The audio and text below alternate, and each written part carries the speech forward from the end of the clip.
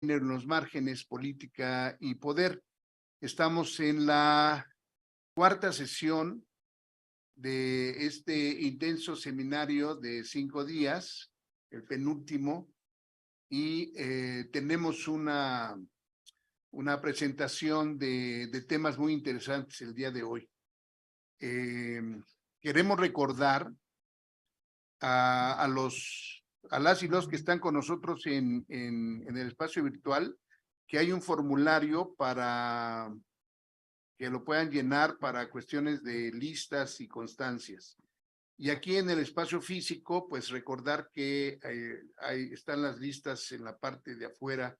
En algún momento, me imagino, de este seminario que estarán puestas por allá. Bueno, el programa de hoy tenemos la participación de la maestra Paola Thompson, de la UAM Azcapotzalco, y de la doctora Estela Serret, también de la UAM Azcapotzalco. Paola nos va a hablar sobre la configuración de las identidades marginales a partir de la noción de abyección.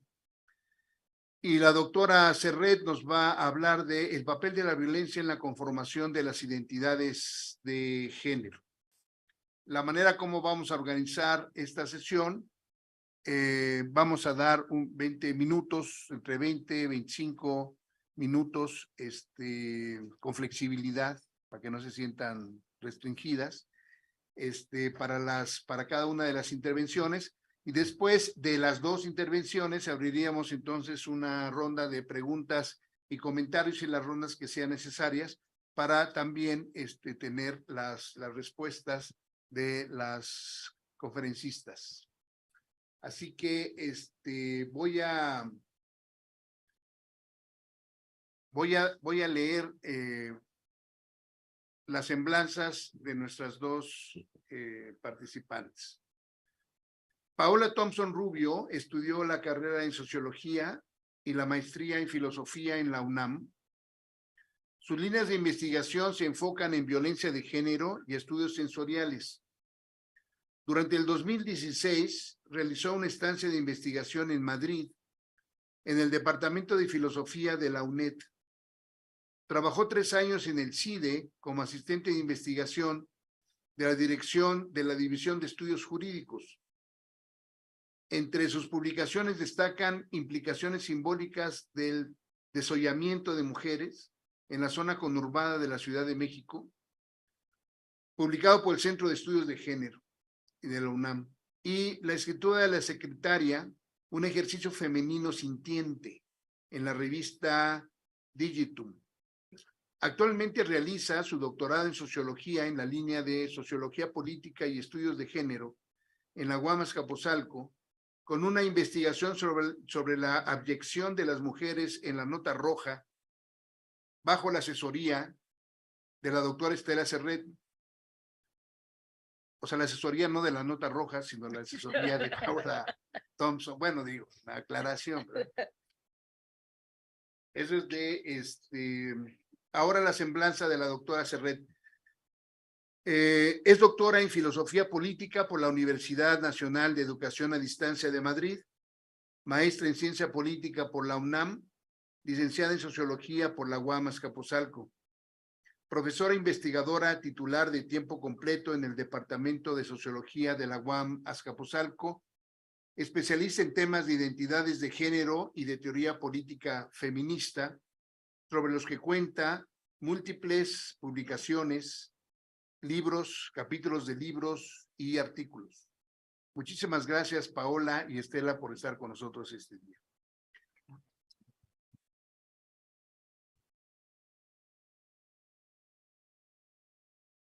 Bien, pues entonces le daría yo la palabra a Paola Thompson, por favor. Adelante. Bueno, quiero agradecer por el espacio al profesor Gilberto y a la profesora Estela, quienes organizaron, pues, digamos, esta ponencia, y creo que este café debate resulta bastante pertinente para pensar en cómo se gestan diferentes identidades, ¿no? Que podemos pensarlas como marginales, periféricas. Y bueno, mi ponencia proviene de una revisión de archivo de la Nota Roja. Si bien yo me enfoco más a los casos de feminicidio, también he podido separar cómo ha habido un tratamiento a diferentes identidades sexuales, y a partir de ahí es que surge esta ponencia.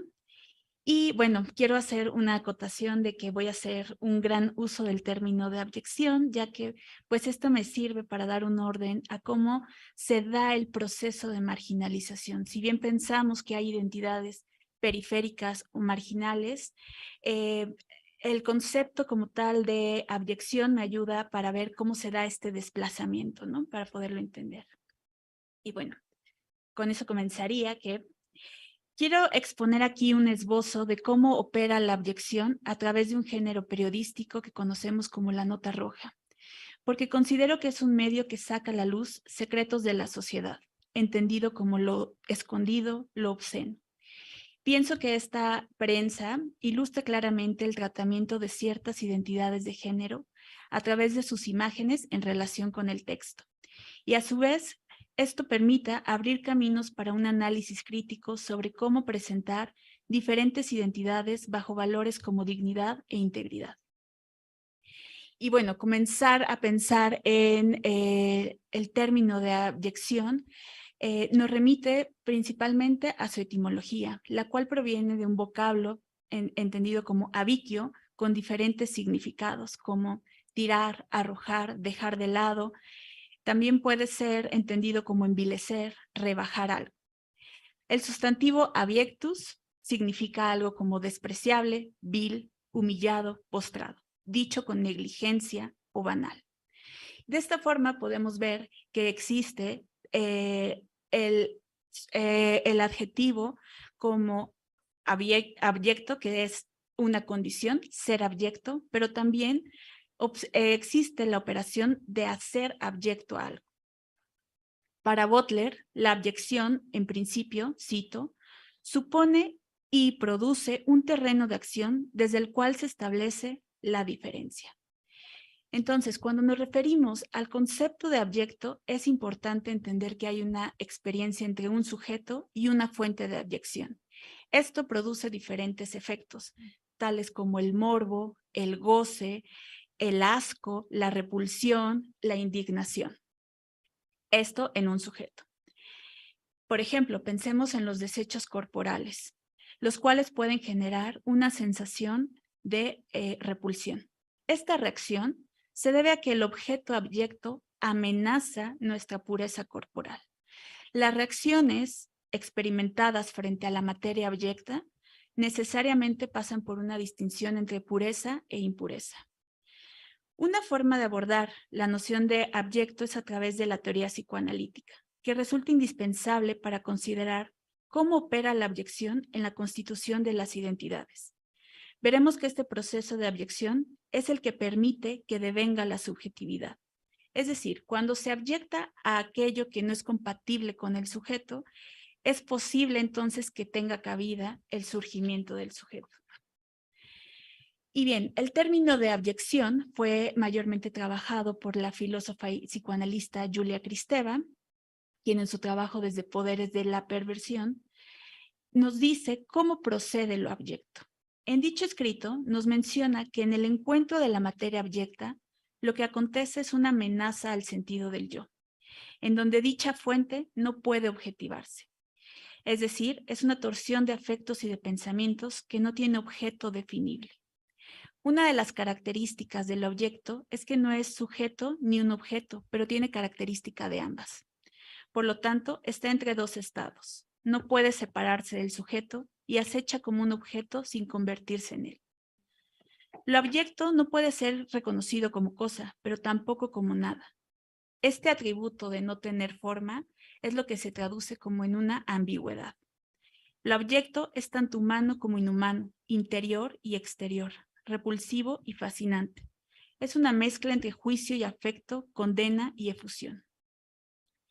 Para dar mayor claridad sobre esta noción de abyecto, es posible hacer, por ejemplo, una analogía con la idea de el objeto del deseo que fue trabajado también desde el psicoanálisis. El deseo, entendido como esta emoción, que es interna y es fundamentalmente inconsciente. Y para Freud resultó importante enfocarse al ámbito del cumplimiento de ese deseo, como una manera de tratar lo reprimido. El objeto del deseo opera bajo una lógica de que hay algo carente, que se busca llenar. De esta forma similar para Kristeva, la abyección es el reconocimiento de la falta fundante de todo ser. Sin embargo, lo abyecto se identifica, por el contrario, por el exceso, es decir, se desborda su materia. Así, Kristeva afirma que hay existencias que no se sostienen en el deseo, sino que se fundan en la exclusión, como lo abyecto, el cual es un arrojado que erra en vez de desear. El impulso que genera lo abyecto es que el sujeto quiera deshacerse de él, lo cual resulta tan imposible como poseer al objeto del deseo. En el vocabulario freudiano podría considerarse al objeto del deseo como el tótem y al objeto abyecto como el tabú. Una característica importante de considerar la abyección es el sentimiento de vergüenza que produce la persona que se abyecta.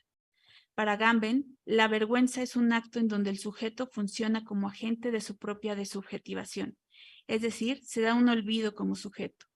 La culpa demuestra una contaminación internalizada, algo de lo que se piensa hay una responsabilidad. Y otro aspecto importante de la abyección es de ser una frontera entre dos entidades o territorios distintos. Por ejemplo, materias como el excremento, la comida, la sangre, son considerados abyectos ya que son expulsados de una zona para ingresar a otra nueva. Lo abyecto es referido como un objeto intermedio que no es incluido ni excluido y como tal perturba las distinciones, sistemas de organización y órdenes. Lo anterior le dota un carácter perverso, ya que no se asume una regla o ley. Sus características son la inmoralidad, la tenebrosidad y la turbiedad.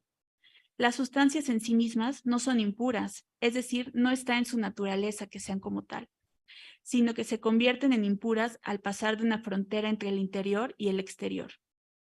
No existe el objeto sin una distinción borrosa entre dos espacios, lo que implica que la impureza se construye y su tratamiento es como si fuera una propiedad natural. La abyección puede pensarse como una doble acción. Por un lado es constructiva, ya que interviene en la formación de la identidad y la relación con el mundo. Y por otro lado es destructiva, por lo que la hace al sujeto al desestabilizar. Como podemos ver, la abyección es un proceso que impacta en dos niveles. El primero, el psíquico, el cual consiste en poner en peligro a un sujeto al amenazar estos límites del yo, y al mismo tiempo protege al individuo, ya que éste es capaz de expulsar lo abyecto. Por lo tanto, podemos decir que es un proceso vital y determinante en la formación del sujeto. El segundo nivel son las afectaciones sociales y culturales que genera la abyección. En este ámbito encontramos las leyes y los tabúes que funcionan para salvaguardar a las comunidades o sociedades. Lo abyecto está articulado en un discurso higiénico que hace una distinción de lo puro y la suciedad o inmundicia. El proceso de abyectar construye a los objetos en entidades monstruosas, despreciables y repulsivas que impactan a quien los mira, debido a que perturban ya sea una identidad, un orden o un sistema. Y aquí ya quisiera proyectar, no sé si podemos bajar la luz y proyectar la primera imagen.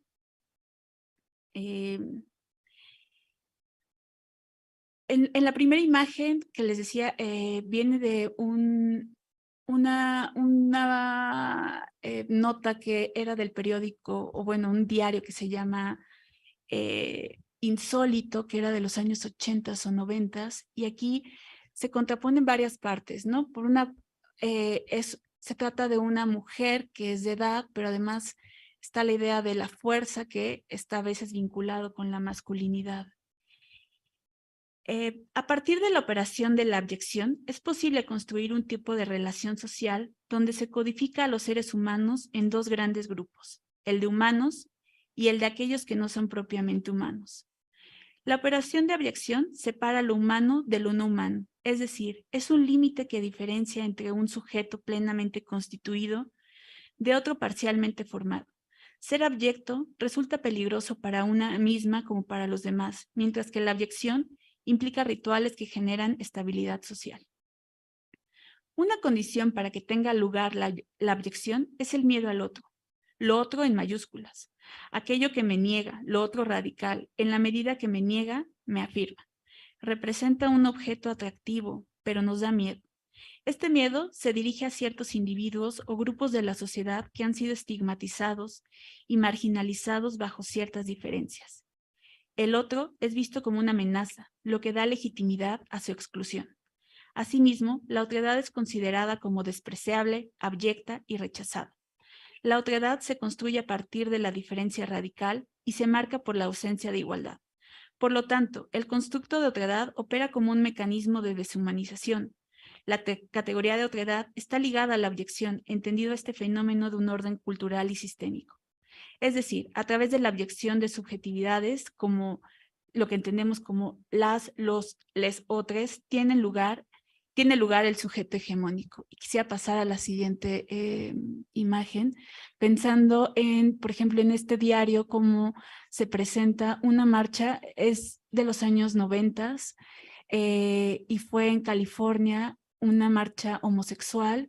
Creo que no se alcanza a distinguir muy bien en todo el encabezado, pero toman fotografías de, digamos, las diferentes acciones, como besos entre hombres, y entonces hacen referencia a este tipo de escenitas, es lo que hacen en la marcha, ¿no? Es algo escandalizante para, bueno, como lo presenta el diario. En ese sentido, puede ser recuperada la idea que Butler nos dice de cómo la construcción de sujetos se forma a través de medios que excluyen para dar origen a sexualidades normadas, como la heterosexualidad, y versiones abyectas, como la homosexualidad. Para Butler, los seres abyectos son necesarios para la formación de sujetos y entiende como abyecto a, cito, aquellas zonas invivibles, inhabitables de la vida social, que sin embargo están densamente pobladas por quienes no gozan de la jerarquía de los sujetos, pero cuya condición de vivir bajo el signo de invivible es necesaria para circunscribir la esfera de los sujetos. Cierro cita. En esta zona de inhabitabilidad se encuentra el otro, que refiere a los seres que son temidos. Por lo tanto, a través de la abyección, el sujeto se constituye. Si quieren, la siguiente. Igual, aquí es otra nota sobre cómo se presenta a los Bo-Girls, que son hombres que no tienen diferencias entre un sexo y otro.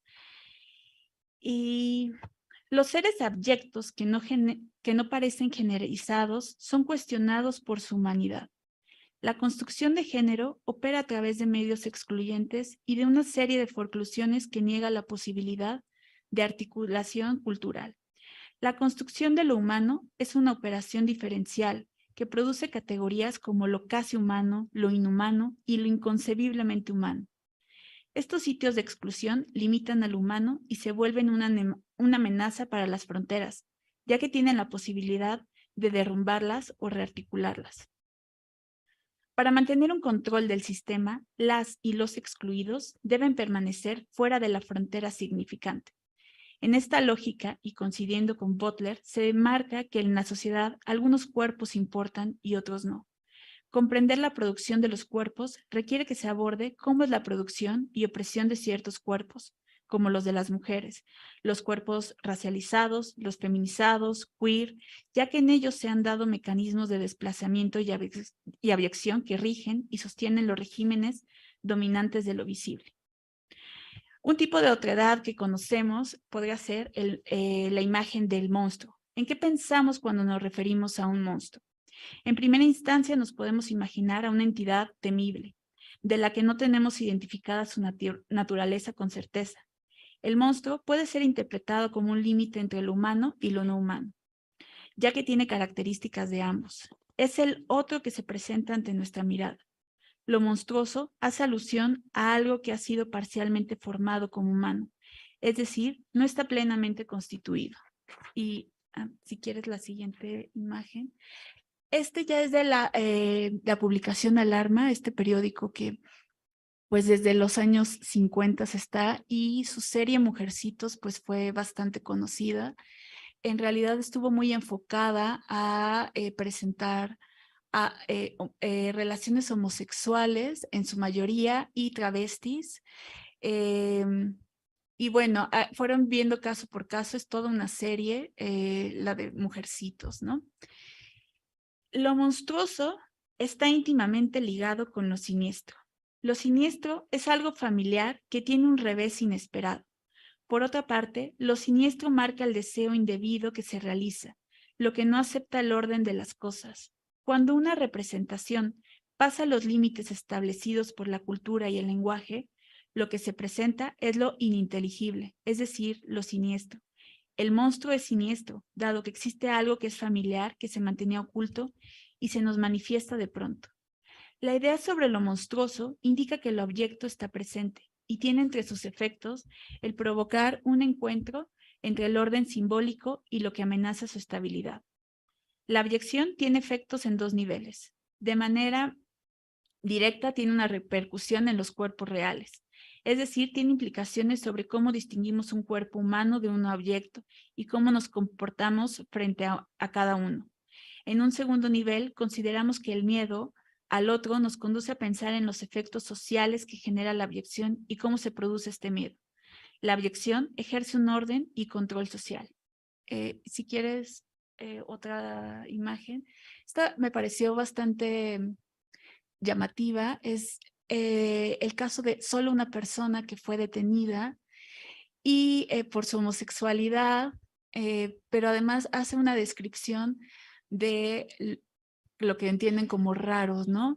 No recuerdo el nombre de, ahí dice Enrique Martínez García, y tiene las características de que fuma, sabe coser y barrer, ¿no? Entre estas categorías. Bueno, el objeto es un límite o frontera que delimita significaciones que no encarnan, es decir, lo humano, lo masculino.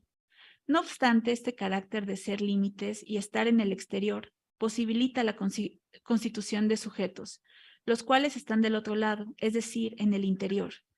Lo que está enmarcado tiene significados definidos como la idea del humano. Por lo tanto, es posible considerar que para la formación de sujetos delimitados es necesario que existan sujetos abyectos, entendiéndolos como aquellos que no son sujetos, pero que forman el exterior constitutivo del campo de los sujetos. Pensar en seres abyectos nos remite necesariamente a la idea que se cuestiona es la humanidad misma. Por lo tanto, por ejemplo, Butler concluye que la construcción de género opera a través de medios excluyentes, es decir, se produce a través de una serie de supresiones a las que se les niega la posibilidad de articularse culturalmente. Lo humano, al ser una operación diferencial, implica que los sitios excluidos donde se encuentran los seres abyectos constituyen una amenaza para lo humano, ya que significan la posibilidad de poder rearticular las fronteras que delimitan lo central, lo masculino.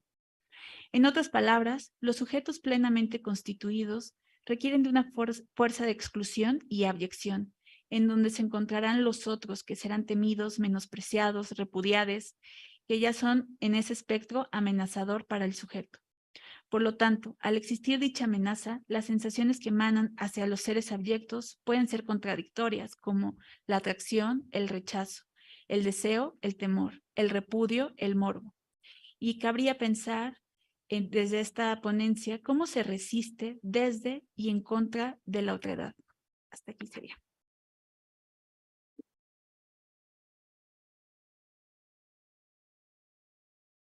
Bueno.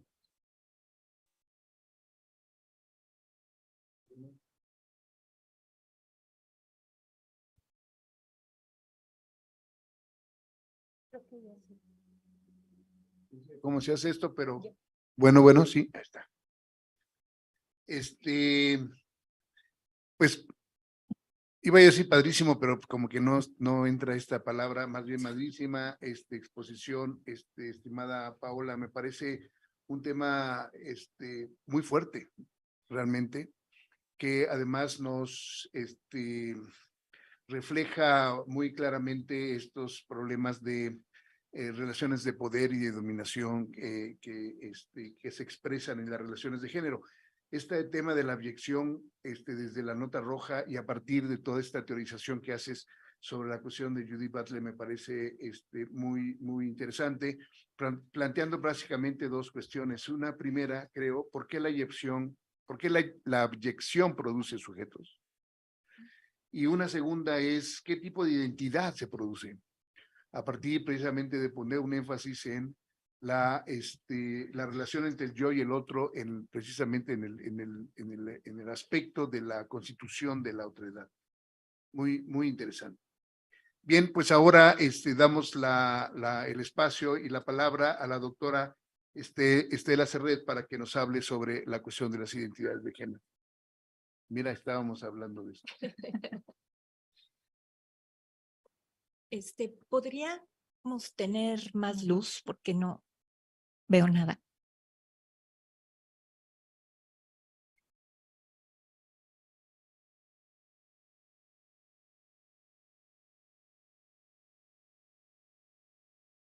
Gracias.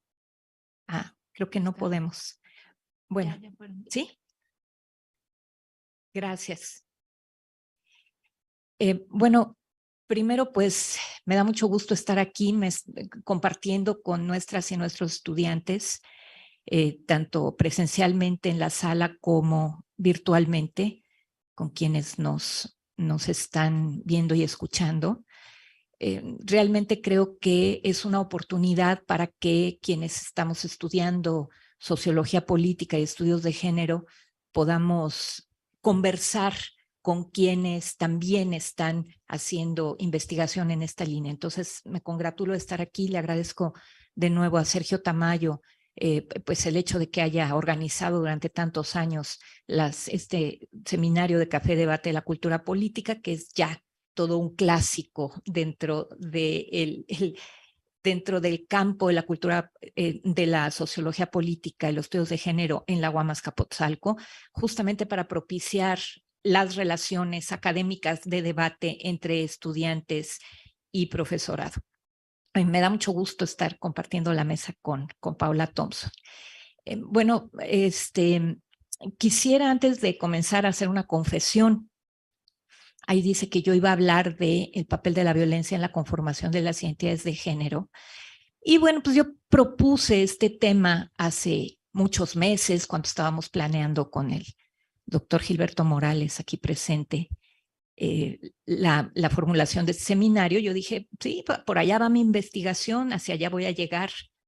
Fui optimista, estoy a medio camino para poder hablar consecuentemente sobre este problema teórico tan importante. Voy a hablar, en cambio, de un problema previo, intermedio, que es el papel de la violencia sexual en la reproducción del orden de género. Voy a dar algunas líneas, algunos apuntes sobre este tema. Incluí en esta presentación algunos problemas que he estado trabajando, que he estado conversando recientemente, de hecho muy recientemente, tanto con Paula Thompson como con Diego Pusch, que por aquí anda. Entonces, bueno, pues espero que vean que espero que esta forma que le he dado a algunas reflexiones que compartí con ambas recientemente, les interpelen de alguna manera.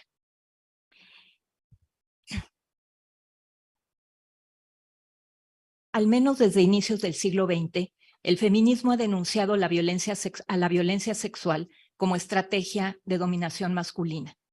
El icónico Women's League, o Movimiento por la Liberación de las Mujeres en los años 70 del siglo pasado, encontró en este tema una de sus banderas más destacadas, es decir, en la denuncia a la violencia sexual.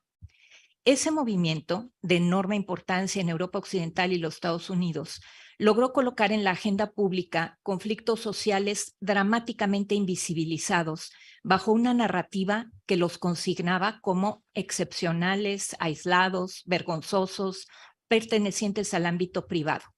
Privado, que no doméstico, ya lo decía Pilar Velázquez el martes. La violencia sexual, tan cotidiana en el espacio familiar, se declaraba llanamente inexistente. En contra de esas certidumbres ideológicas tan firmemente ancladas al imaginario hegemónico, se batió el Women's Lib, demostrando el carácter sistemático del acoso, el hostigamiento y la violencia sexuales que sufrían cotidianamente las mujeres en la calle, las escuelas, los espacios de trabajo, los lugares de ocio y señaladamente al interior del hogar. En esa cruzada, las feministas lograron hacer visible el carácter político de tal violencia y eventualmente consiguieron que las leyes sancionaran sus diversas y graves manifestaciones. Esos logros no fueron fáciles ni cristalizaron pronto. Las enormes resistencias sociales que enfrentaron los movimientos feministas por parte de los más diversos actores de la sociedad, integrados tanto por hombres como por mujeres, muestran hasta qué punto las ideas del mundo construidas por una lógica de dominación masculina son difíciles, muy difíciles de cuestionar y transformar. Junto con la condena a la violencia sexual explícita, al interior de este feminismo surgieron muy pronto voces que denunciaron como parte integral de ese fenómeno a la pornografía y la prostitución. Junto con la violación y el acoso, nos decían, la industria pornográfica y la venta de sexo como mercancía constituyen otros tantos mecanismos a través de los cuales el patriarcado cosifica a las mujeres, las convierte en meros objetos de placer masculino. Se produce violencia en esas prácticas no solo por aquellas rutinas expresas de maltrato tan comunes en esos espacios, sino porque el mero hecho de que las mujeres sean tratadas como mercancía sexual altera su definición como personas. Casi medio siglo después, una nueva expresión del feminismo organizado, surgido en las mismas latitudes que el Women's Lib, volvió a colocar en el centro de la discusión el sentido mismo de la relación entre libertad sexual y autonomía de las mujeres. En esta oportunidad, ya nuestros tiempos, la pregnancia de las redes sociales y su papel progresivamente decisivo a la hora de marcar la agenda pública aportaron su carácter específico al movimiento que se articuló en torno a una etiqueta en Twitter, Me Too. Las denuncias de violencia sexual que empleando ese marbete fueron sumando miles de mujeres, primero en los Estados Unidos y luego en muchos otros países del mundo, no cristalizaron en un programa organizado, pero sí se tradujeron de nueva cuenta en la visibilización del persistente privilegio masculino, expresado como abuso sexual, en espacios que hasta entonces se presumían implícitamente horizontales, progresistas y libres de tales prácticas. Esta visibilización, al menos en los Estados Unidos, se tradujo también en algunos casos en sanciones penales y o sociales contra los perpetradores. Se hizo evidente que aquel viejo fenómeno, ya señalado por el feminismo occidental en los años 1970, seguía gozando de cabal salud.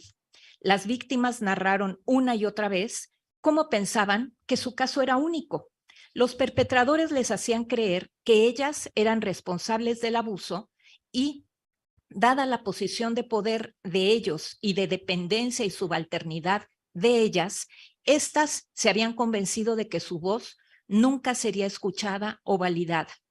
Solo la aparición del movimiento, a partir de la denuncia en redes de algunas mujeres conocidas, logró que miles se reconocieran en ese eco y vieran, como ocurrió con las participantes de los pequeños grupos de los años 1970, que su vivencia tenía un carácter político, social, no personal, no único, no particular, y obedecía a un fenómeno sistemático en lugar de a hechos aislados y particulares. Cuando el Me Too llegó a Latinoamérica, se expresó con fórmulas poderosas que fueron modificando en poco tiempo la añeja percepción de inmovilismo feminista en la región. En México, por ejemplo, el movimiento creció y se fortaleció gracias a otra etiqueta: Hermana, yo sí te creo, a través de la cual mujeres anónimas y marginalizadas, en su gran mayoría, construyeron una voz colectiva y solidaria, validada por las propias participantes. Este suceso, que puso sobre la mesa la lacerante dimensión de la violencia sexual en México, da cuenta de la existencia paralela de dos fenómenos. Por una parte, pone al descubierto que en un sistema de dominación masculina, las mujeres son personas precarizadas, por definición. No tienen voz, su palabra es irrelevante e indigna de crédito alguno.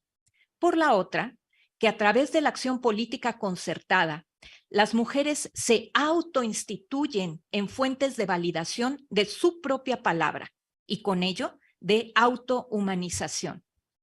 Ahora bien, señalamos antes de manera muy breve dos momentos clave en lo que al interior del feminismo la denuncia de la violencia sexual sistemática contra las mujeres se convierte en el centro de un conjunto de demandas políticas, pero también en un posicionamiento conceptual, explícito o implícito, sobre el significado mismo de ese tipo de violencia y su relación con el mantenimiento de un orden androcrático.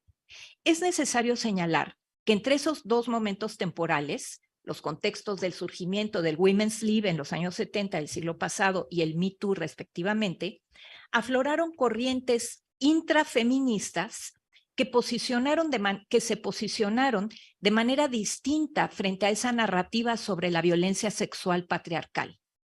Por una parte, surge un discurso que encuentra en prácticas como la prostitución y la pornografía vetas de empoderamiento y no solo de sometimiento de las mujeres. En estas voces se distinguen los ecos de una idea fuerza articuladora de la llamada nueva izquierda de los años 1970. ¿Cuál es esa idea fuerza? El sexo encierra una verdad decisiva sobre las subjetividades y sobre lo social. Más aún, esa verdad alude a la esencia misma de las personas, esa que ha sido deformada, ocultada, reprimida por los diversos sistemas de opresión, el capitalismo, el Estado burgués o el totalitario, pues a través de su control se puede someter al hombre, exactamente así, para hacerle obedecer a cualesquiera que fueran los dictados que quisieran imponerse.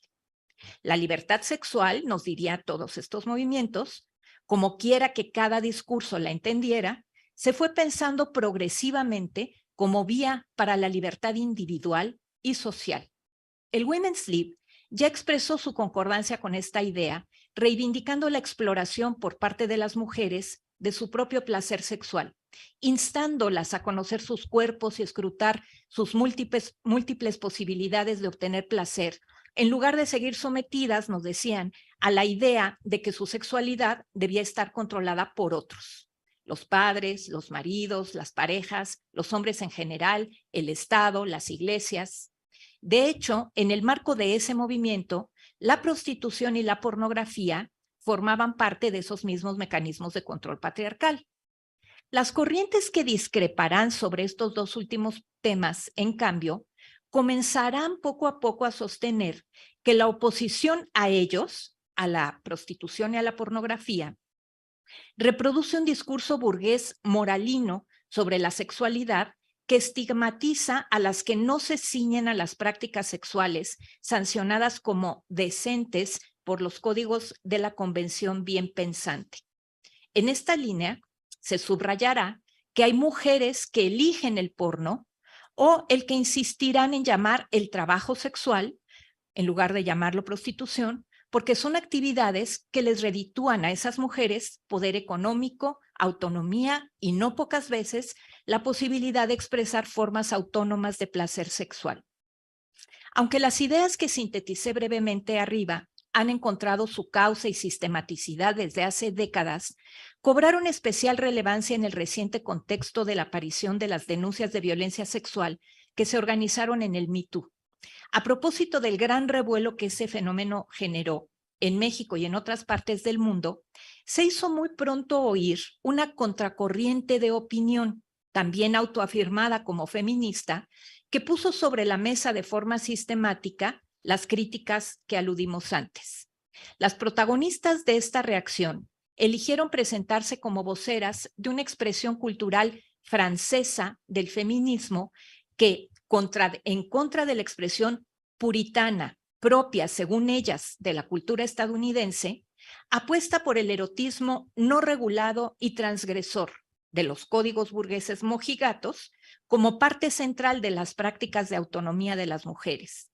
Estas voces comunicaron su desacuerdo con el Me Too en la medida en que lo consideraron un movimiento censor del sexo, moralista, puritano, que pretendía combatir bajo el nombre de acoso estrategias de seducción, fórmulas de interacción, especialmente entre hombres y mujeres, propiciadoras de erotismo libre, necesario, estimulante, divertido.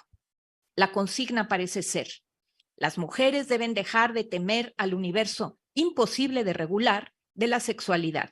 Deben huir de los estigmas que sobre ese mundo crea la cultura burguesa y que afectan particularmente a las mujeres que no controlan sus cuerpos y sus deseos. Se habla del derecho a incomodar.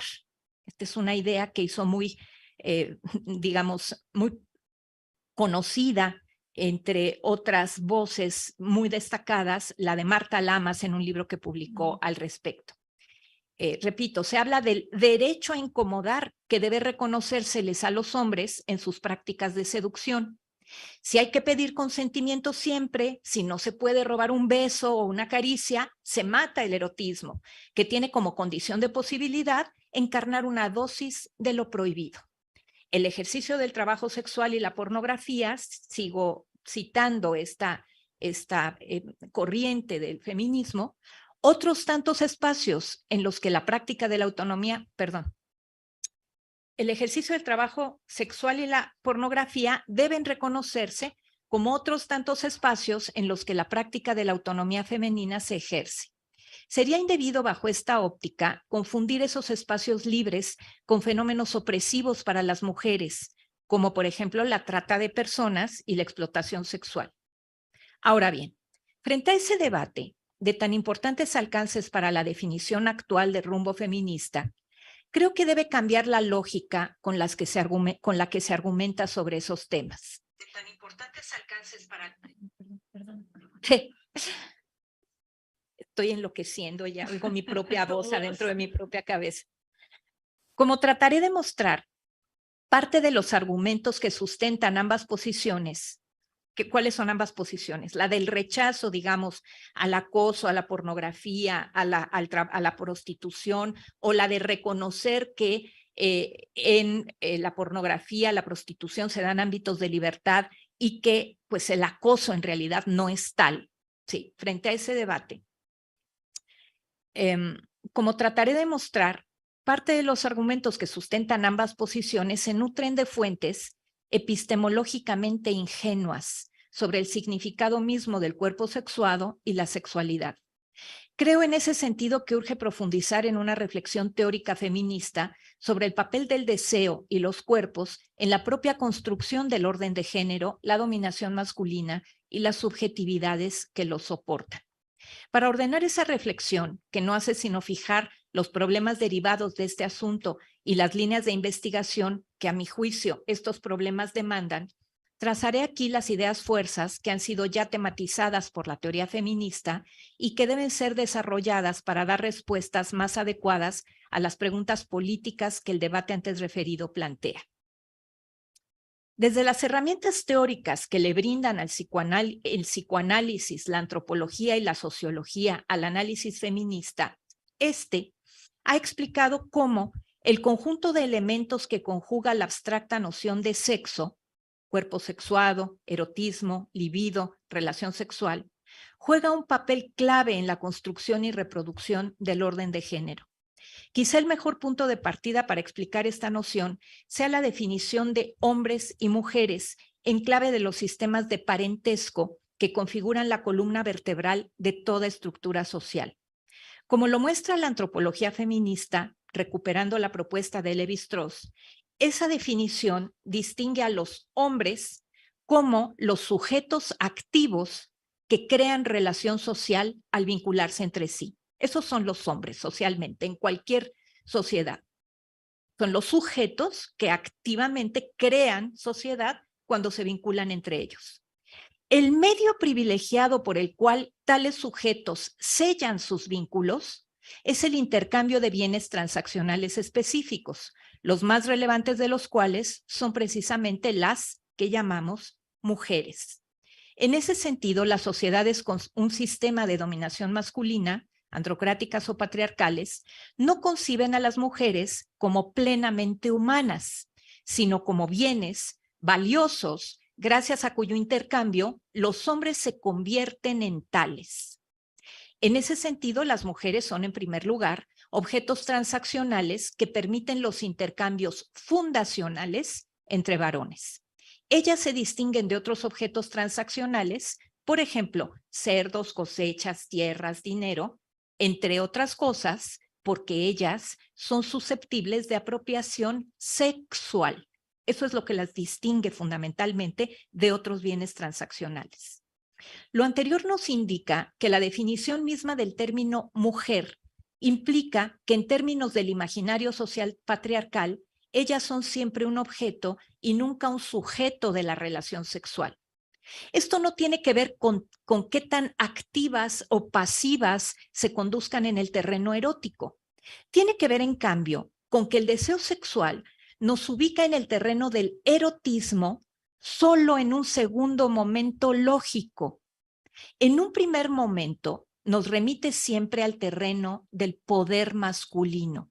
Sí, el erotismo primero es indicativo de poder masculino, de creación de vínculo social a través de la apropiación sexual de las mujeres, y solo en un segundo momento lógico nos habla de atracción, erotismo, etc. Este poder, sin embargo, depende de una operación que está siempre en proceso y cuyos fundamentos muy frágiles deben ser continuamente reafirmados.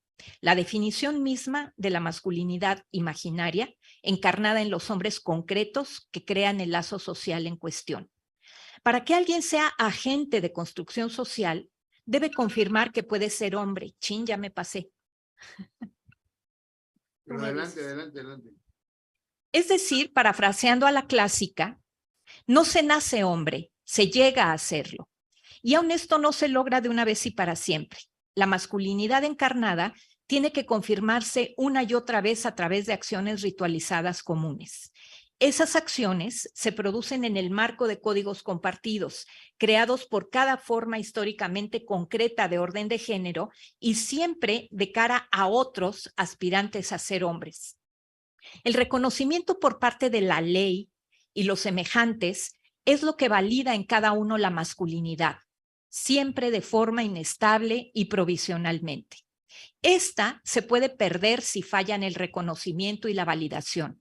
Aunque el contenido específico de los imaginarios de masculinidad es históricamente cambiante, en algunas partes implica demostrar talento artístico, en otras aptitud para la guerra, el recurso semántico estructural que no cambia es que en todos los casos los hombres deben probar al grupo que son capaces de apropiarse sexualmente de mujeres, de acuerdo con las reglas fijadas para ello por cada comunidad. Esta operación se halla a la base de los llamados pactos patriarcales. Ahora bien, cada sociedad histórica, ¿qué tanto tiempo tengo, maestro? ¿Te parece 3 horas? Cada sociedad histórica es engendrada por sus propios pactos patriarcales. La sociedad estamental preburguesa, por ejemplo, distingue a las mujeres según categorías que solo permiten su apropiación por ciertos varones. Celia Amorós, siguiendo una idea de Carol Pateman, da cuenta de qué tipo de pacto crea la moderna sociedad burguesa o sociedad del contrato social. Se trata de un acto performativo que define a las mujeres como idénticas a fin de poder definir a los hombres como iguales. Ese nuevo pacto constituye 2 reglas legítimas de apropiación sexual de las mujeres, de una en una, a través del matrimonio, y de forma colectiva, a través de la prostitución. La propia Amorós nos señala 2 pactos que buscan destruir a la sociedad del contrato y por lo tanto redefinen a las verdaderas mujeres y a sus poseedores, los verdaderos hombres. Uno de ellos, impulsado por el Marqués de Sade, bautizado como Pacto Libertino, debe destruir a las castas mujeres domésticas de la burguesía. El método es someterlas a la agresión sexual tumultuaria e incesante por parte de todos los participantes en el nuevo contrato. Ellos no son iguales en la regla, sino idénticos en la transgresión. Permanentes infractores, no forman orden, sino desorden. Sus mujeres deben ser sistemáticamente degradadas. Ese tema es particularmente relevante para nuestros propósitos porque las definiciones libertinas de sexo, cuerpo sexuado y deseo parecen ser las recuperadas por la llamada corriente francesa del feminismo que anotamos arriba. El sexo transgresor a la Sade, como al Marqués de Sade, se presenta en efecto tanto en el siglo XVIII como en el XXI como el valiente opositor del modelo burgués, moralino, de sexualidad y por lo tanto de la definición burguesa de las mujeres. En ambos casos, la libertad preconizada puede ser ejercida por definición solo por hombres. Ellos son los sujetos que acordarán con Sade desprivatizar el acceso sexual a todas las mujeres, sin excepción. En el modelo neofeminista que sigue estas pautas, se pone el acento en una versión edulcorada de este mandato, acordando para todos los hombres el derecho a incomodar. Aparentemente, las prácticas libertinas a lo Harvey Weinstein, Epstein, Roman Polanski y compañía son liberadoras por el solo hecho de contravenir la regla del pacto burgués. Los mueras al matrimonio y la monogamia se equiparan con los vivas a otro pacto patriarcal, disfrazado de emancipador a los ojos de quienes no ven deshumanización de las mujeres más que en el pacto propio del contrato sexual. Además del atractivo que para ciertas posiciones que identifican transgresión con liberación representa esa fantasía libertina, debemos considerar detenidamente otro elemento distinto que nutre esas consideraciones. ¿Cuál es? Que la sociedad moderna erige al sexo en una fuente de verdad. Este discurso compra todo lo que suene a transgresión como ejercicio libertario, porque entiende que se opone al convencionalismo burgués. Es presa de lo que podríamos denominar un voluntarismo sublimacionista.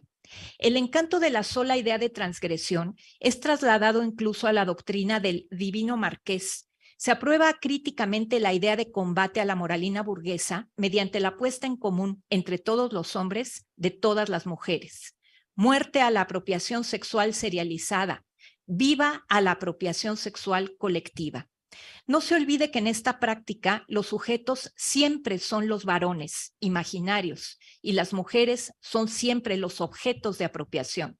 En contra de lo que esta ingenuidad epistemológica sostiene, la libertad sexual de las mujeres no puede entenderse como una afirmación voluntarista que pase por disfrutar el acoso en lugar de sufrirlo, o por pensar a la prostitución como un espacio de empoderamiento femenino en lugar de uno de sometimiento y opresión. En todo caso pasa, como así ha sido, por una compleja deconstrucción de los significados de género, entre otros los que reproducen la idea de las mujeres como esencialmente deshumanizadas, meros objetos sexuales de intercambio entre varones, los únicos humanos de la ecuación. Hasta ahí, muchas gracias.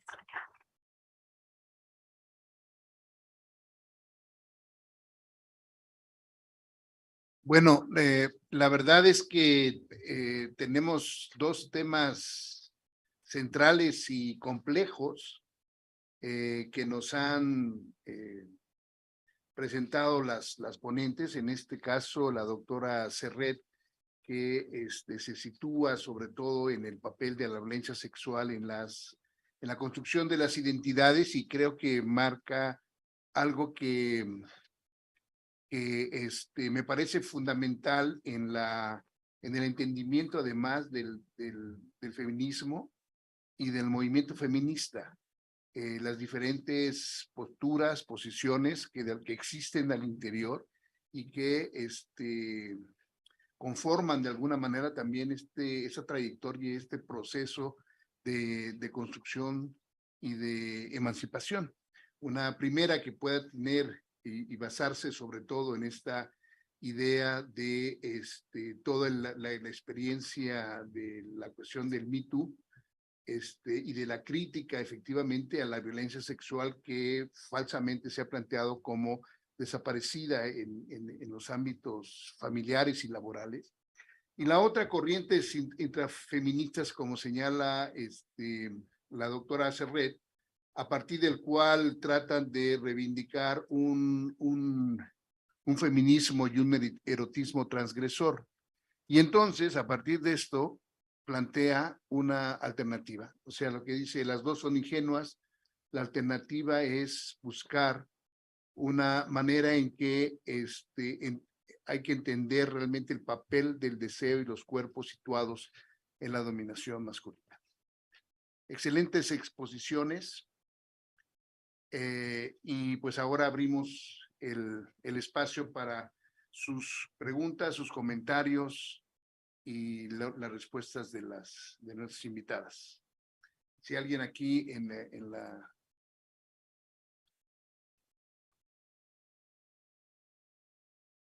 sala tiene alguna participación, por favor.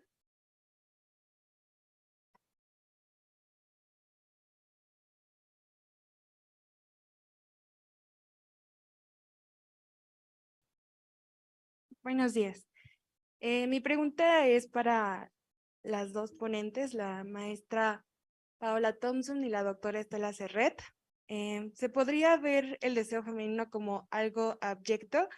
Si es así, ¿por qué? Y si no es así, también ¿por qué? Gracias. Perdón, Alex, ¿el deseo femenino? Sí, el deseo femenino.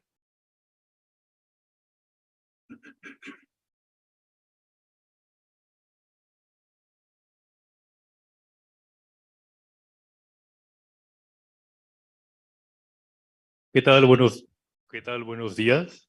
Tengo dos preguntas. La primera es si el trabajo sexual puede llegar a empoderar a las mujeres, como es ahorita, como en el caso muy moderno de mujeres que venden contenido. Y el segundo, si las abyecciones pues, se pueden llegar a reivindicar en estos sectores periféricos. No sé si me puede, bueno, si fui muy claro con las preguntas.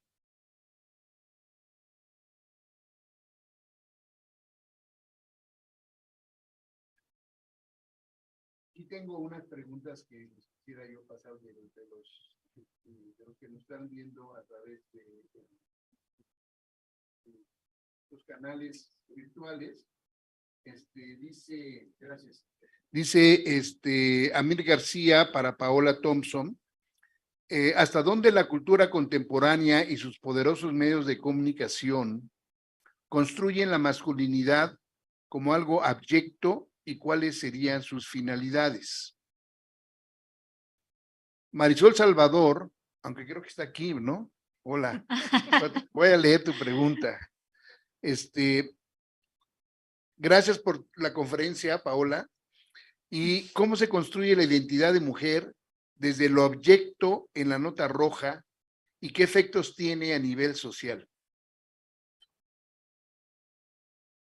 Otra pregunta también para la doctora Thompson de Carlos Gómez. Dice, ¿en qué medida esta pareja simbólica entre el sujeto deseante y el objeto deseado constriñe la existencia humana y perpetúa un sistema patriarcal en México? ¿Acaso eso se puede ver materializado en algún programa o política pública para contrarrestarlo? Y una pregunta para la doctora Serret. ¿El movimiento Women's Life de qué manera influye en la reconfiguración del pensamiento colectivo femenino en México? Saludos y gracias por las exposiciones, dice Carlos Gómez. Bueno, si quieren, podemos pasar y después vemos si hay más preguntas y comentarios. Okay. Paola y después la doctora Estela. Ok. Pues creo que buscaré como englobar algunas preguntas. En cuanto a pensar a el deseo femenino como abyecto, a mí me gustaría recuperar que tanto lo femenino como lo abyecto pueden ser fronteras, límites. y pensando a lo masculino como una categoría central, esto recuperando a Serret. Entonces, este deseo femenino habría que pensar qué entendemos por deseo femenino, pero en sí lo abyecto, tanto lo abyecto como lo femenino, funcionan como fronteras, entonces digamos que están paralelas o son semejantes, ¿no? Entonces es importante considerar que sí podría pensarse al deseo femenino como algo abyecto. En cuanto a pensar a las abyecciones, si se pueden reivindicar, creo que es una gran pregunta. Creo que ahora muchos colectivos que pertenecen a la comunidad LGBTI más han pensado en cómo posicionarse desde desde la crítica que se les ha hecho, pero dar una vuelta a eso. Es decir, por ejemplo, si conceptos como marica, lencha, cómo poderle dar vuelta a eso, y una postura es apropiándose de tal. Pero en cuanto a por ejemplo, la nota roja, bueno, creo que es complicado pensar que puede haber ahí una reivindicación, porque la verdad es que no ha habido una gran transformación en cuanto a eso, ¿no? Había una pregunta de si se construye la masculinidad como algo abyecto, pensaría más bien en la feminidad. Sobre todo en la nota roja lo que se observa son tratamientos, de mujeres como un objeto de deseo, y eso desde figuras pornográficas, pero también desde el crimen, ¿no? Cómo se presentan las imágenes de feminicidios, pero también desde la guerra o desde violencia sexual. Y la pregunta de Marisol sobre cómo se construye la mujer en la nota roja, creo que viene ligado en cuanto a como un objeto de deseo, también como un objeto de abyección y bueno, habría ahí que pensar en desde las sensaciones que genera, por ejemplo, el morbo, el asco, en cuanto, estoy pensando en los casos de feminicidio que he podido revisar, pero también en estas imágenes pues pornográficas, en cuanto al exceso, que es cómo se desborda el cuerpo de las mujeres, ¿no? Esto sería como a grandes rasgos las respuestas. Muchas gracias. Gracias. Bueno, primero, para dar respuesta también a la pregunta de Alejandra sobre si el deseo femenino es abyecto. Aquí habría que hacer un par de precisiones conceptuales. Psicoanalíticamente, el deseo no es femenino ni masculino. Es decir, lo que antecede a la conformación del deseo en alguien, en una cosa que va a devenir sujeto, es la pulsión. La pulsión no tiene objeto. Es decir, la pulsión no se decanta originariamente por desear a personas que tengan un sexo o género específico, sino que la pulsión es, no sé cómo decirlo, polivalente, simplemente se expresa, se dirige hacia todo lo que se mueva, incluso a lo que no se mueva.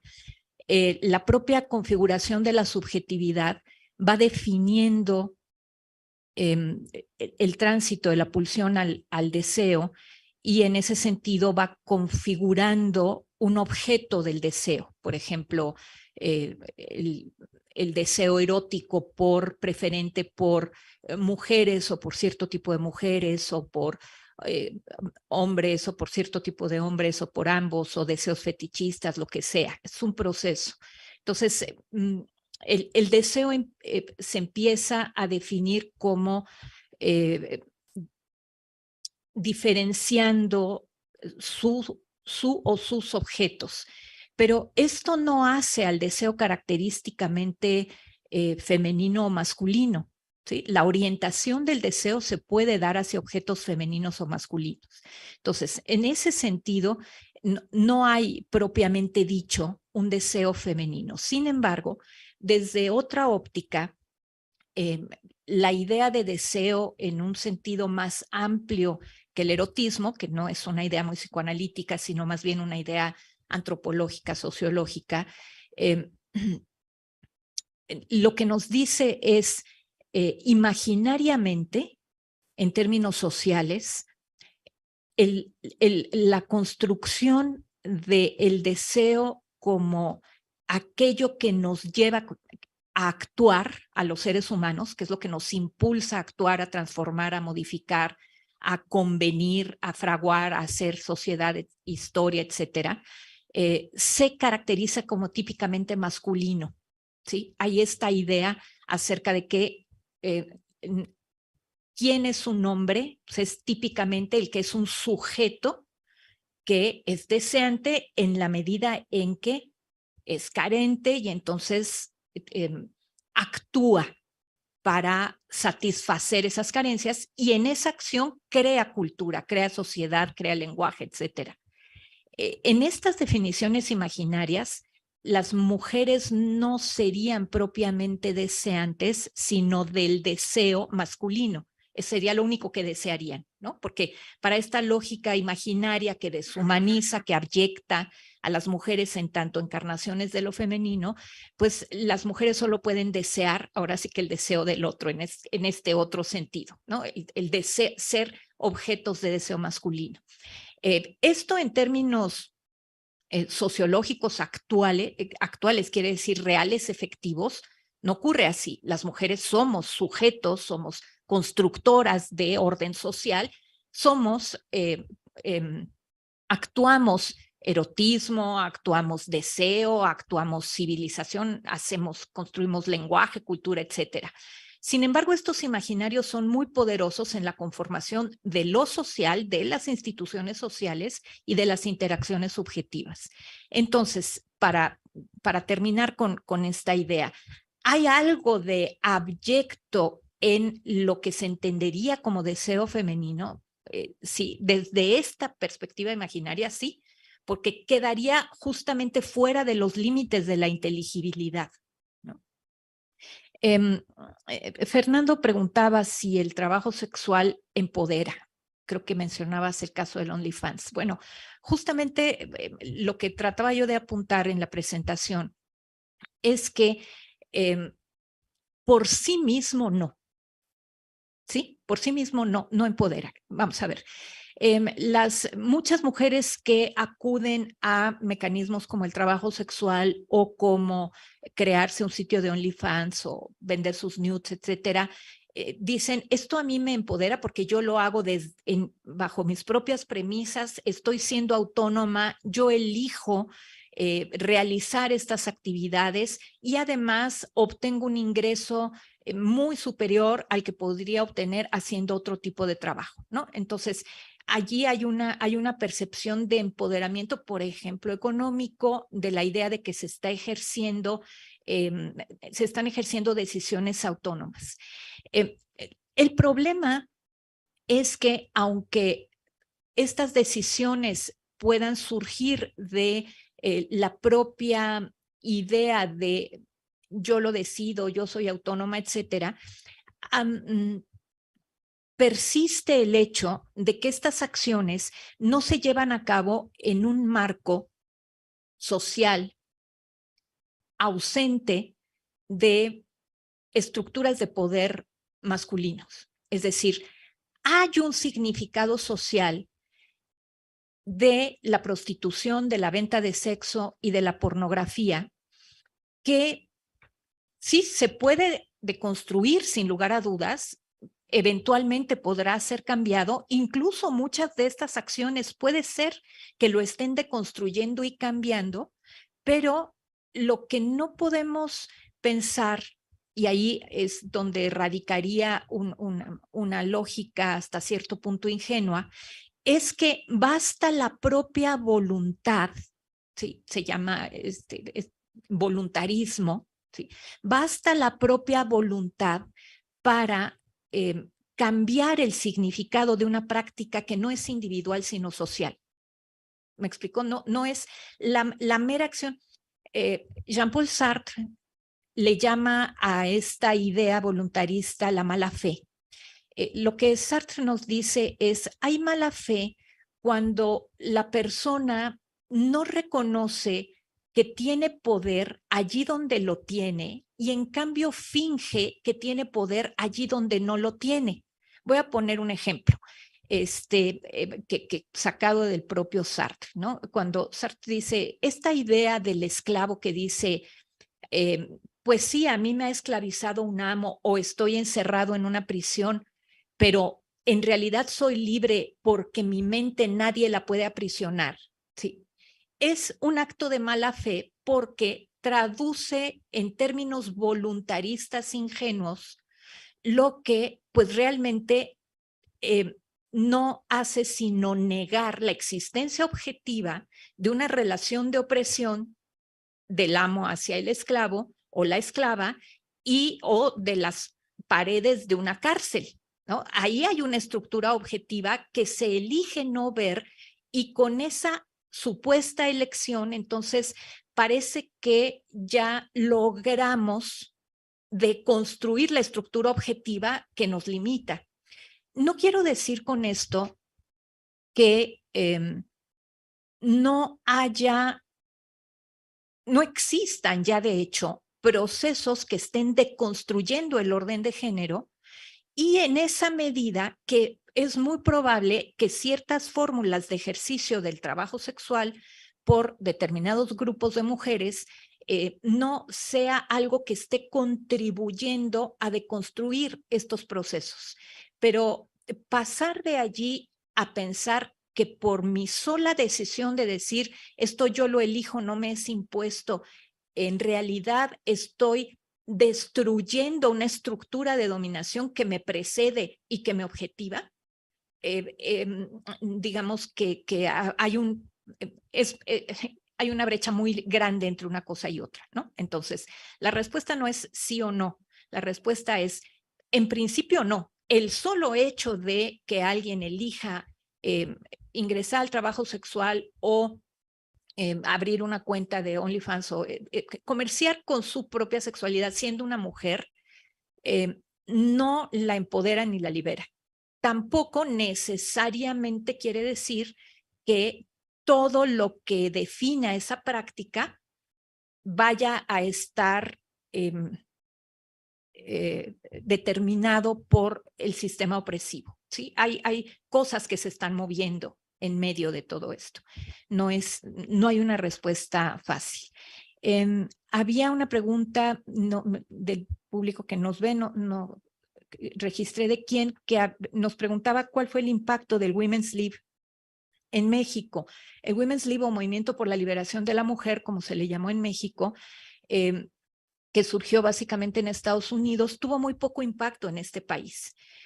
Sí se produjo un movimiento con el mismo corte de movimiento contracultural en nuestro país, pero fue un movimiento que la verdad estuvo bastante acotado, lo integraron muy pocas participantes, casi todas ellas venían del ámbito universitario o de sectores medios ilustrados y pues aunque las participantes en este movimiento hicieron cosas muy importantes, crearon organizaciones, fundaron revistas, publicaciones, tuvieron programas de radio, etcétera, su impacto cultural no fue tan extendido, tan importante como el que sí produjo este mismo movimiento en otras latitudes. Muy bien, muchas gracias. Aquí hay otras preguntas que quisiera. Bueno, primero quería Pregunto aquí al público presencial si hay alguna pregunta más. Por favor.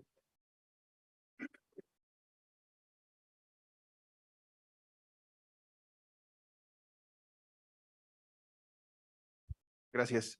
Bueno, y a mí me gustaría preguntarle a Paola, desde tu punto de vista que has estado revisando la nota roja, ¿qué se necesita hacer con la nota roja? ¿Debería de regularse? ¿Serían discursos que deberían de eliminarse de, digamos, el debate público, pensando que a lo mejor eso implicaría otra forma de circulación de esos mismos imágenes y esas otras formas de abyección?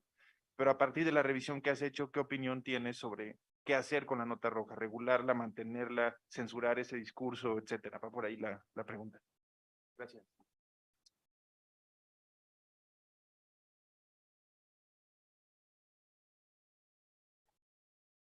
Bueno, a mí me gustaría hacer una pregunta respecto a sus ideas sobre el papel, bueno, no el papel, sino el punto de vista como la falta de, por llamarlo de alguna manera, deseo sexual considerado como algo abyecto y cómo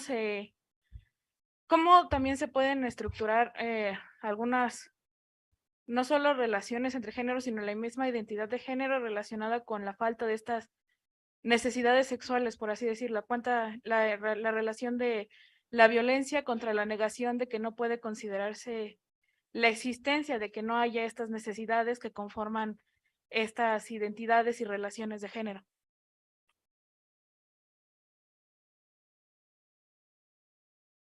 Bien, aquí tengo también otras de nuestras amigas. Dice, bueno, por cierto, quien te hizo la pregunta sobre Women's Rights es Carlos Gómez. Gracias. Perdón, y aquí tengo unas preguntas. Marcelo Pacorro pregunta a Estela, en referencia a los hashtags que menciona, como por ejemplo el Me Too o el Yo sí te creo, ¿cree que otro ejemplo sería el de presidente rompa el pacto patriarcal? Luego de legitimar la intromisión de personajes con acusaciones de violencia sexual, particularmente violaciones, tal como dice la autora Amneris Chaparro y su relación de pacto patriarcal implícito. También Marcelo Pacorro le pregunta a Paola, ¿el morbo periodístico es una forma patriarcalizada de fomentar las estructuras androcéntricas en el imaginario colectivo mexicano?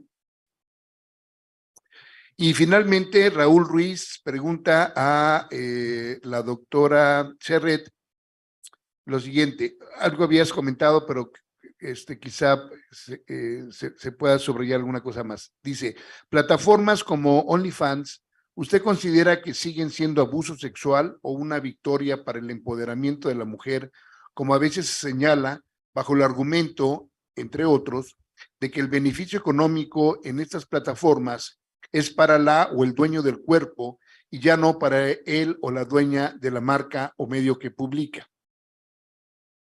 Bueno, yo tengo unas preguntas, pero la verdad es que pues con estas a lo mejor ya cubrimos ahí el asunto y entonces lo que yo sugiero es que con esas preguntas y sus respuestas podamos culminar el evento, ¿no? Bien, respondiendo a la pregunta de Diego, ¿qué hacer con la nota roja? Creo que en principio se tendría que abrir el debate de qué efectos está generando antes de pensar en una cuestión de suprimir o censurar. Y creo que el pensar en la nota roja es también ir viéndolo históricamente, desde cómo se gesta este tipo de prensa, que tenía un carácter comunicativo desde el siglo XIX, en donde los espectadores podían ir comentando algún crimen. Pero esto va teniendo ciertas transformaciones a lo largo del tiempo. Y entonces el tratamiento, por ejemplo, de la imagen se vuelve algo central, más que de vincular comunitariamente el rastreo de un crimen, por ejemplo. Entonces creo que es importante ver cómo ha sido este tratamiento actualmente, qué efectos tiene en cuanto a, por ejemplo, los imaginarios que tenemos sobre lo que se puede hacer con un cuerpo de una mujer, pensándolo en los feminicidios, pero bueno, esto también puede pensarse en otros cuerpos, ¿no? Y creo que abordar primero la nota roja es central porque a mí lo que me hace ver es que es ilustrativo de lo que acontece en nuestra sociedad, antes de pensar en censurarlo, ¿no? Pero creo que a la par es importante en este debate pensar en nuevas vías de cómo abordar las violencias, y en este caso yo pienso en el cómo abordar desde una parte más ética los feminicidios, ¿no? Considero que ya hay un nuevo abordaje de pensar no desde la ilustración explícita de cómo quedaron los cuerpos, sino digamos, ahí sí hacer más elástico nuestra imaginación sobre cómo pensar a las víctimas de los feminicidios, ¿no? Entonces creo que es importante más que pensar en si censurarlo o no, es en abrir el debate y generar nuevas formas de ilustrar esto. Y la pregunta sobre el morbo periodístico, si es una forma patriarcal, creo que la nota roja, dentro de sus efectos, uno es el morbo. Puede generar otro tipo de efectos, pero si es una forma patriarcal, creo que desde el discurso de lo que se puede hacer con los cuerpos, el cómo se comercia con esto, porque además es algo muy rentable, creía que sí sigue una lógica totalmente del orden de género pensado como algo patriarcal. Y también es importante ver que se vuelve en este comercio algo no solo enfocado a hombres, sino que también existe, por ejemplo, un mercado hacia mujeres que consumen la nota roja. Sin embargo, la forma en la que se configura sí obedece a un orden patriarcal, ¿no? Eso es lo que quisiera como comentar y ya.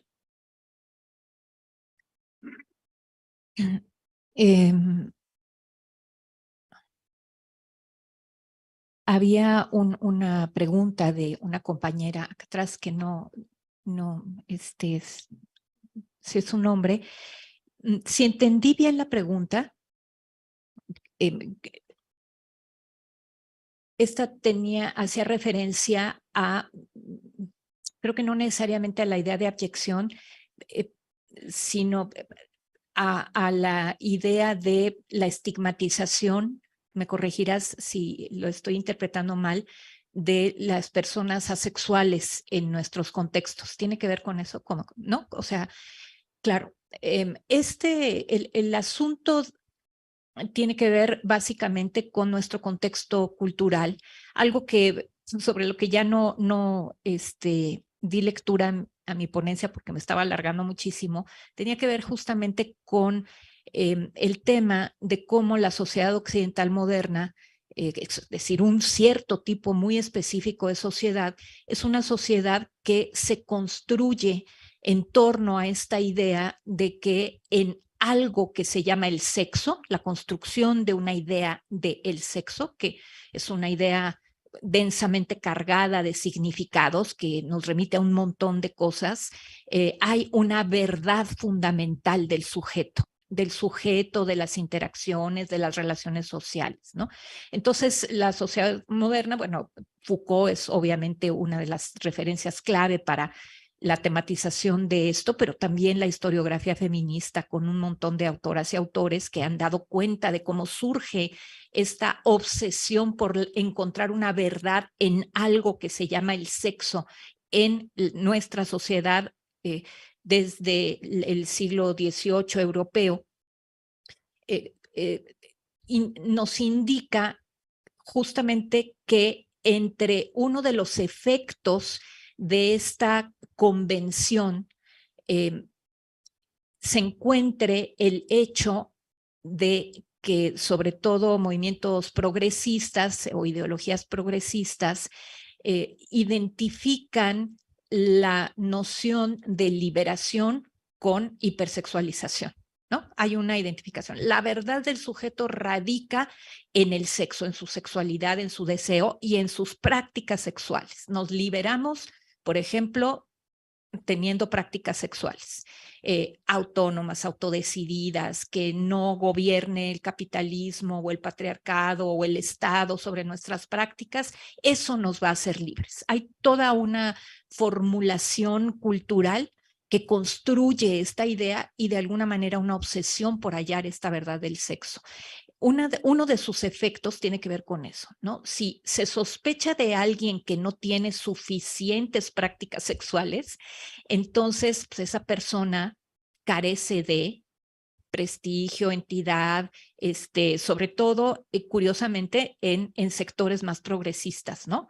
En la efebocracia, ¿no? Además, la idea de ser joven tiene que ver con tener muchas prácticas sexuales. Por ejemplo, las redes, hay como una obsesión con esto. Todo un tema en las redes es, ustedes disculpen, pero así se dice en redes, coger, ¿no? Entonces hay toda una alegoría acerca de lo maravilloso que es generar esa práctica y lo importantes, interesantes, buenos, libres, que nos hace tener prácticas sexuales a diestra y siniestra. Sí, es una de las consecuencias de esta formulación que empieza desde el siglo XVIII. Te diría, efectivamente, las personas que se definen a sí mismas como asexuales generalmente se tienen que callar, esconder, permanecen en secreto, no se atreven a salir mucho porque hay toda una corriente interesantemente de estigmatización sobre estas fórmulas de autoapreciación de la subjetividad, ¿no? Entonces, ¿qué te diría? ¿Es algo abyecto? No sé si necesariamente ese sea el concepto, pero sí, sin dudas, es algo estigmatizado, ¿no? Tenemos una gran apreciación por la supuesta actividad sexual desenfrenada, ¿no? ¿Y qué te diría? Que eso es algo que hay que hacer visible, señalar y desmitificar, ¿no? Marcelo decía, si el hashtag presidente rompa el pacto no tiene un correlato con el Me Too. Sí, por supuesto. Algo que no dije probablemente fue que, o sí, pero no lo suficiente, fue que con el surgimiento del Me Too o el Hermana Yo Sí Te Creo en México, presenciamos la aparición de un movimiento feminista liderado por jóvenes, verdaderamente potente, importante, multifacético, internamente contradictorio, como pasa con todo movimiento social. No hay movimiento social que no tenga tensiones a su interior, que no se fracture, etcétera, pero sobre todo por primera vez en la historia de este país, con una presencia que no se puede obviar, que llevó a estas jóvenes a hacerse visibles, a hacerse oír en todos los ámbitos. Sí tenemos acoso, violencia sexual en la casa, en el trabajo, en la escuela. Bueno, la universidad es un terreno que suponemos libre de ese tipo de fórmulas de expresión patriarcal, pero que es un fenómeno desgraciadamente, dolorosamente cotidiano, y han sido estas jóvenes las que han hecho visibles estos fenómenos con sus propios lenguajes, desde sus propias formulaciones, desde sus propias expresiones. No están recogiendo algo de generaciones pasadas de feministas, sino ellas mismas son las que, con toda su diversidad, han estado construyendo este movimiento diverso, variado y potente. Y una de las maneras en que se ha expresado ha sido reclamándole a un gobierno que se afirma de izquierda que frente a los gravísimos fenómenos del orden patriarcal en México, pues hay omisión, inacción o a veces incluso violencia, ¿no? Por eso este hashtag de presidente rompa el pacto, pues buscaba interpelar al líder de un movimiento que llega al poder en México, afirmándose como progresista de izquierda, pero que hace oídos sordos, por ejemplo, ante la gravísima situación de la violencia en contra de las mujeres sexual y de todos los demás tipos que hay en este país, ¿no? Entonces sí, estoy de acuerdo, es una de esas expresiones. De nuevo, el tema del OnlyFans, repito, no es un tema simple desde el punto de vista conceptual.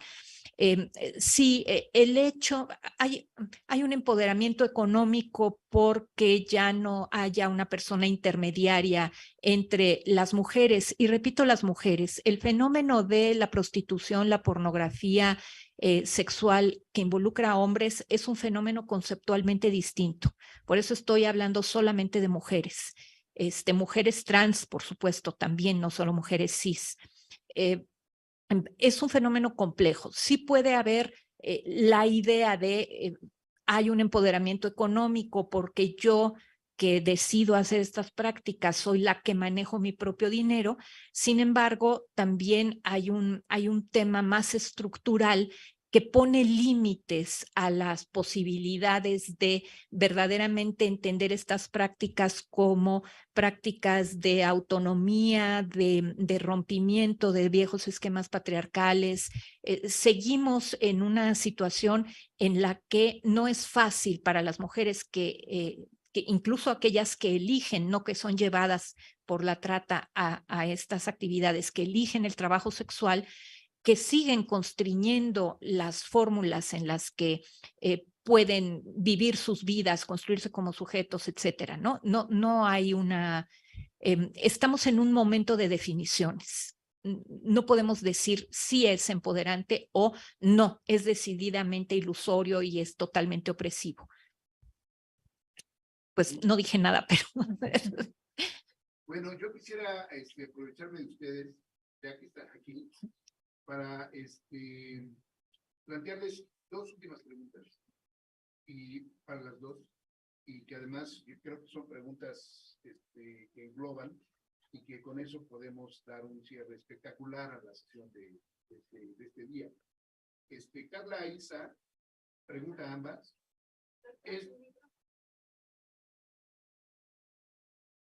Bueno, ¿ya?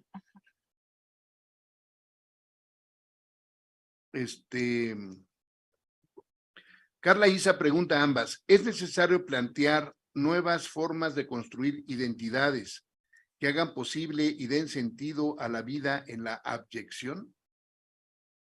Y Fernanda Torres, también para ambas, dice, ¿cuál podría ser una vía abolicionista a la sexualización de las mujeres y sus cuerpos para su venta y consumo? Y con eso sí ya le damos cierre al seminario. De nuevo, la primera pregunta era, ¿es necesario plantear nuevas formas de construir identidades que hagan posible y den sentido a la vida en la abyección?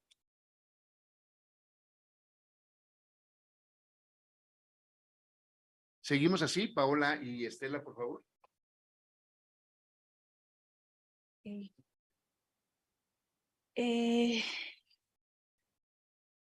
Pensando en si es necesario plantear estas, bueno, nuevas formas de identidades, creería que, y que lo hemos visto a lo largo de este café debate, la construcción de identidades tiene que estar situado en un momento histórico, ¿no? Y creo que esto se va formulando a lo largo del desarrollo. Por ejemplo, lo pienso desde algo tecnológico, también cultural. Entonces, existen diferentes elementos que posibilitan la construcción de nuevas identidades.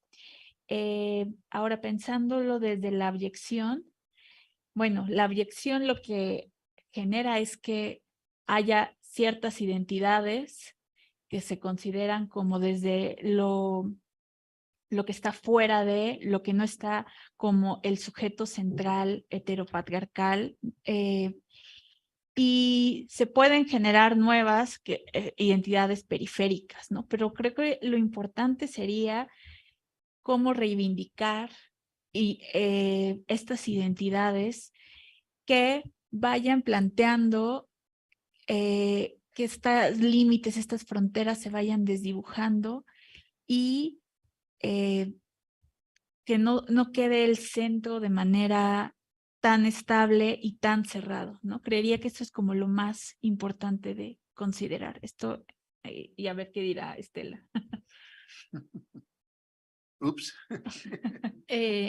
Híjole, es un tema complicado. A ver, es que tendremos que partir de un punto de partida.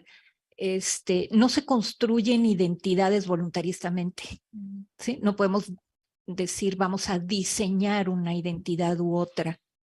Las identidades son.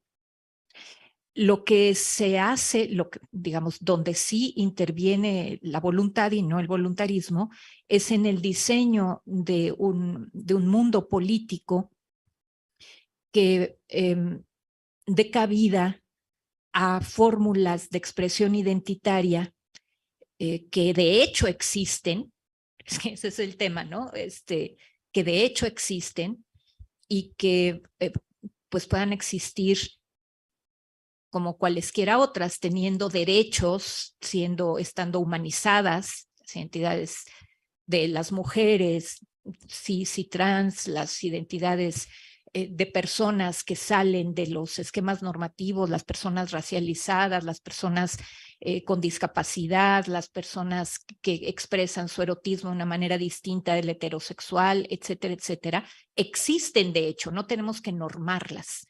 El tema es lo que sí podemos normar son las fórmulas de convivencia social y las maneras en que esas fórmulas de convivencia social reconocen derechos y reconocen libertades. La transformación cultural y política de un entorno social seguramente ya ha tenido, desde que la democracia existe con todas sus fallas, efectos sobre la definición de las identidades, que no son efectos voluntarios. Y el ampliar las libertades, el modificar las estructuras políticas e institucionales, el combatir discursos de odio, etcétera, tendrá también un efecto sobre la forma como las personas vivimos nuestras vidas, ¿no? Que dejemos de estar feminizadas en el sentido de abyectadas, excluidas, discriminadas. Es un tema muy complejo, tendríamos que dedicar mucho más tiempo a esa idea. El tema del abolicionismo, bueno, de nuevo, ¿qué quiere decir abolicionismo? El abolicionismo es una de las al menos dos grandes posiciones que se han construido al interior de los feminismos, posiciones encontradas, sobre el fenómeno de la prostitución, llamada así por el abolicionismo, o trabajo sexual, llamada así por la otra corriente que se autodenomina regulacionismo. ¿Cómo combatir a el sistema de género, que es un sistema político de dominación, en cuanto a la explotación sexual de las mujeres, por ejemplo, a través de la trata o de muchas formas de prostitución? Es la vía abolicionista, la vía más eficiente, indicada, la que dará mayor poder a las mujeres. ¿Cuál abolicionismo? Porque también hay distintas propuestas, por ejemplo, de políticas públicas que vienen desde el abolicionismo. Es un debate muy complicado. La verdad es que necesitaríamos todo un seminario para hablar de cuáles son los términos de las posiciones abolicionistas y cuáles son los términos de las posiciones contrarias que se denominan regulacionistas. Lo que yo quería apuntar hoy aquí con respecto al fenómeno de la pornografía, la prostitución, la venta de sexo en general de las mujeres, es que ambas posiciones, desde mi punto de vista, tienen aciertos políticos muy importantes, elementos que hay que oír y que hay que atender, pero que creo que ambas coinciden en reproducir un problema que es que se considera el sexo y el significado mismo del sexo y el significado de la apropiación sexual de los cuerpos de las mujeres desde una perspectiva epistemológicamente ingenua. ¿Sí? Esta idea de el sexo como algo que simplemente depende de nuestra voluntad, por ejemplo, es algo que debe reconsiderarse. Dice Celia Amorós, conceptualizar es politizar. Sí, creo que debemos profundizar en la conceptualización de este complejísimo problema acerca de cómo en las sociedades modernas democráticas la sexualidad de las mujeres está siendo reconfigurada imaginariamente, pero cómo sigue estando sujeta mayoritariamente a viejas fórmulas patriarcales que indican que son los sujetos de apropiación los hombres y que las mujeres no son sino objetos de apropiación sexual por parte de estos sujetos de construcción de orden social. Hay cosas que están dejando de funcionar así. ¿Qué podemos hacer para favorecer esa deconstrucción del orden patriarcal? Creo que pues se amerita una reflexión mucho más amplia. Entonces no podría decir si el abolicionismo como un todo, desde mi punto de vista, cumple con aquello que se necesita socialmente para terminar con este fenómeno y tampoco el regulacionismo, ¿no? Muy bien, muchísimas gracias, Paola, Estela, por darnos estas entrada a la aflicción y a la violencia como configuradores de identidades. Muchas gracias.